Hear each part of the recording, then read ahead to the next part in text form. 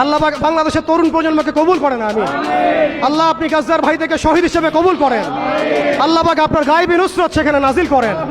আল্লাহ পাক সেখানে গাজ্জার ভাই বোনদেরকে এমনভাবে নুসরত দান করেন যা কাফের মুশরিকরা চিন্তাও করতে পারবেন ইনশাআল্লাহ। আল্লাহ পাক আমাদেরকে জাতিগত ঐক্য দান করেন। আল্লাহ পাক আমাদেরকে একটা শক্তিশালী মুসলিম রাষ্ট্র গঠনের তৌফিক দান করেন।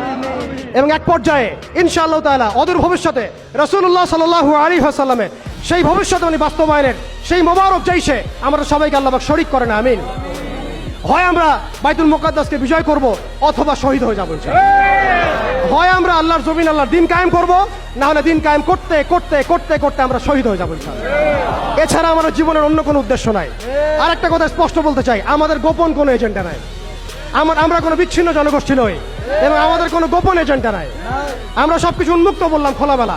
আমরা চাই আল্লাহর জমিনে আল্লাহর দিন কায়েম হোক এবং আমরা এই দাওয়াতটা সবাইকে আমভাবে দিতে চাই।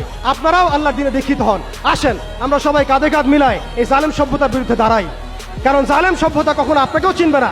আপনার প্রয়োজন ফুরিয়ে গেলে সে কালকে আপনার পিঠেও লাথি মারবে, সে কালকে আপনার পিঠেও ছুরি চালাবে, কোনো সন্দেহ নাই। অতএব দাজ্জাল এবং তার অনুসারীদেরকে বিশ্বাস করতে যাবেন না। দাজ্জাল এবং তার অনুসারীদের প্রতারণায় পা দিবেন না। দাজ্জাল এবং তার অনুসারীদের এই জুলুমের মধ্যে সহযোগী হবেন না। যদি হন আল্লাহ আপনাকে ধ্বংস করে দিবেন, আর যদি না হন আল্লাহ আপনাকে সম্মানিত করবেন ইনশাআল্লাহ। আল্লাহ পাক আমরা সবাইকে এই আঞ্চলিক এবং বৈশ্বিক ফিতনাগুলো মোকাবেলা করার তৌফিক দান করেন।